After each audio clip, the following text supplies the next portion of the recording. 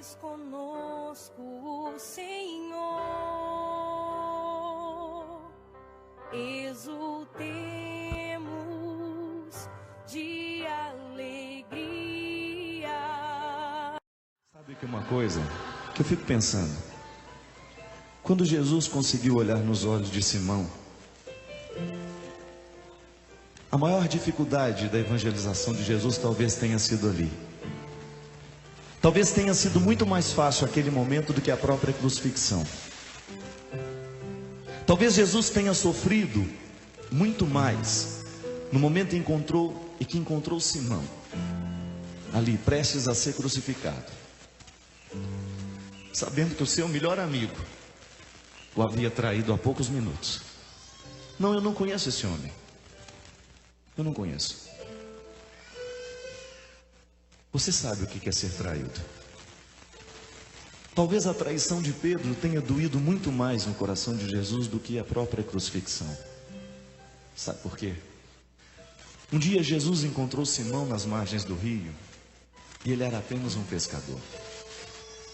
Era um homem que não sabia fazer nada além de pescar. Pescar.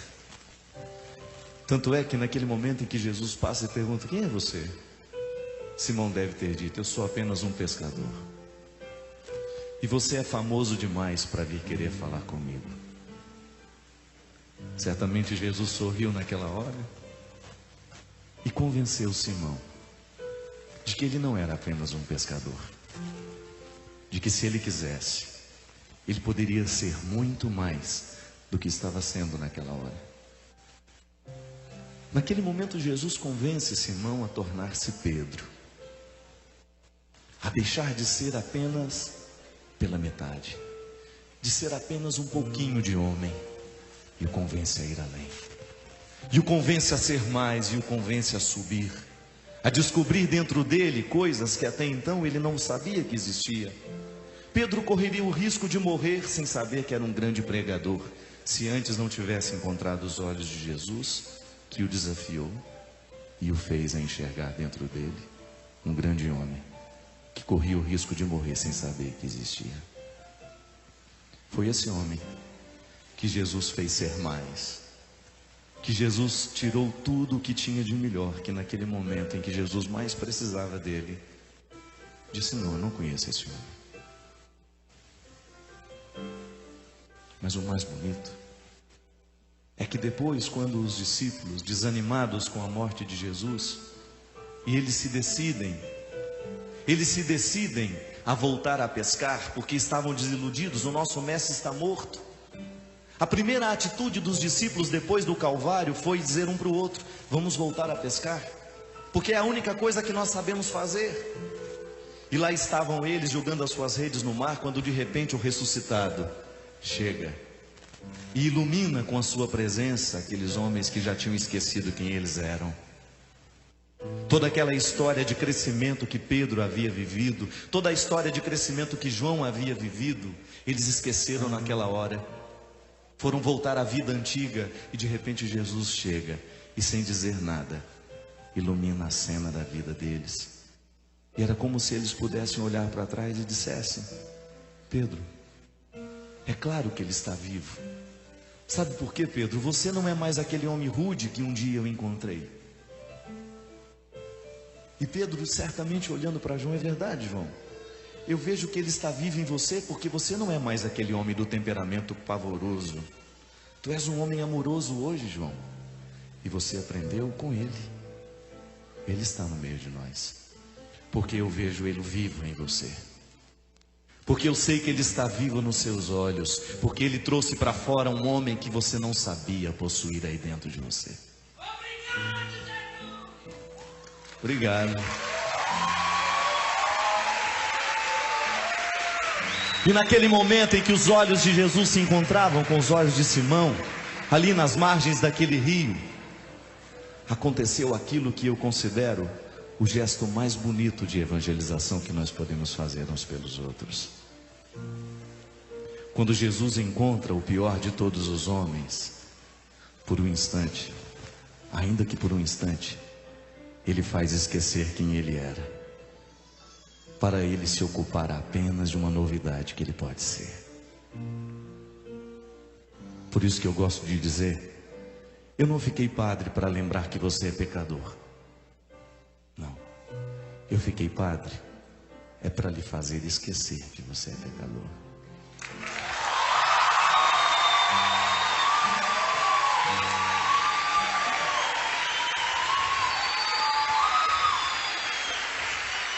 Porque se por um instante na vida, se por um instante da vida, ainda que por um instante, você se esquece que é pecador, o céu ganha um santo na terra. Porque o pior do pecado é a gente se lembrar sempre dele. Existem muitas formas de inimizade. Existem inimigos que podem nos destruir quando nos querem mal, quando nos fazem maldades.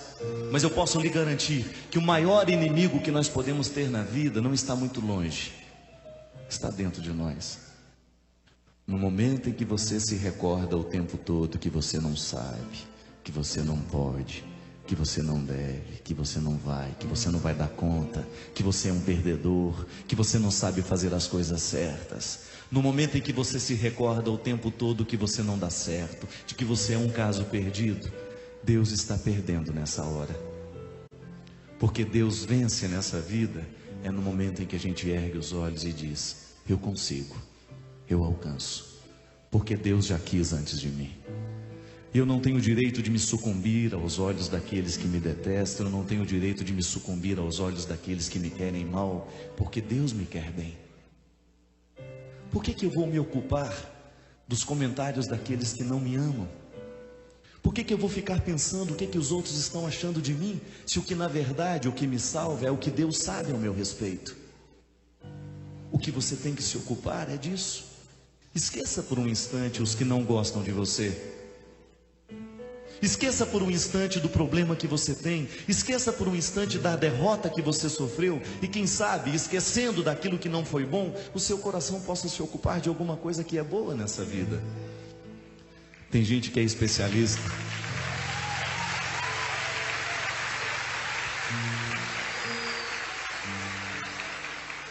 Tem gente que se tornou especialista nessa vida em viver no mais ou menos.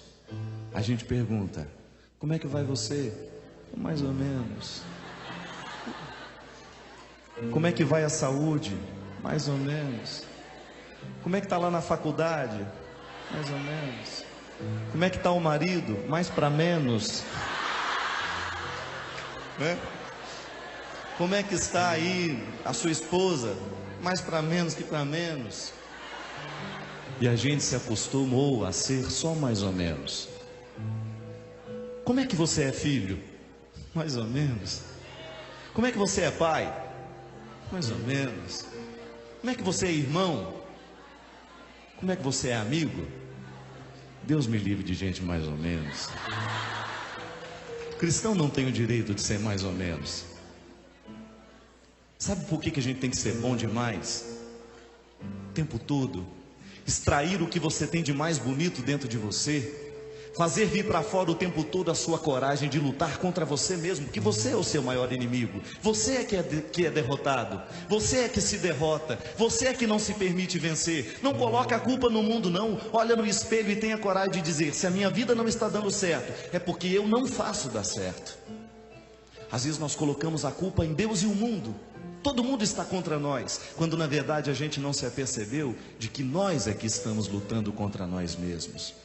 A gente não se ajuda, a gente não se promove, a gente se derrota nas pequenas coisas.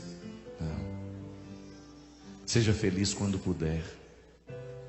Seja feliz quando as manhãs forem de chuvas. Seja feliz quando as manhãs forem de sol.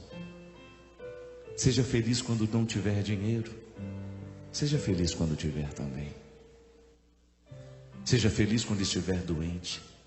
Descubra a graça de passar um dia de cama, vendo uma televisãozinha. Deixe o corpo recuperar. Descubra que até nesse momento você pode ser feliz, porque a sua vida mudou, ficou de outro jeito. Seja feliz quando você não vencer. Descubra a graça de querer lutar para alcançar depois. Não tenha medo de não saber. Pergunte. Seja feliz quando você sabe, seja feliz quando não sabe também. Seja feliz quando puder.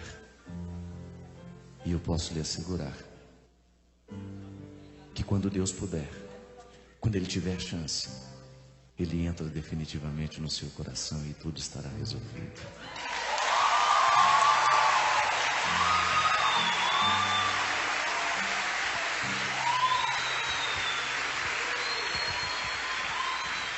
Deus não precisa de muito tempo. Deus não precisa de muito tempo para agir na vida de um ser humano. Mas nós corremos o risco de passar uma vida inteira sem que Ele faça alguma coisa em nós, porque a gente está sempre mais ou menos. Você não tem o direito de ser assim. Olha para quem está do seu lado. Só fala assim: sua cara não ajuda. Sua cara não ajuda. Seu passado te condena. Eu sei o que você fez no verão passado. Eu sei o que você fez agora mesmo. Mas eu tenho uma notícia para você. Deus tem um dengo com você, que você não tem ideia do quanto que você é especial para Ele. E se Ele ainda acredita em você, quem sou eu para duvidar agora?